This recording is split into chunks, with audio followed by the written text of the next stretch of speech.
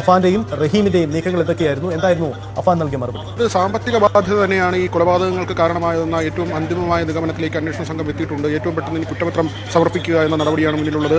90 ദിവസത്തിനുള്ളിൽ കുറ്റപത്രം സമർപ്പിക്കണം. പോലീസിനെ സംബന്ധിച്ച് മറ്റ് വെല്ലുവിളികളൊന്നും തന്നെ ഈ കേസിൽ ആകെ ഉണ്ടായിരുന്ന ഒരു പ്രതിസന്ധി നേരത്തെ മാതാവ് ഷെമി നൽകിയ മൊഴിയാണ്.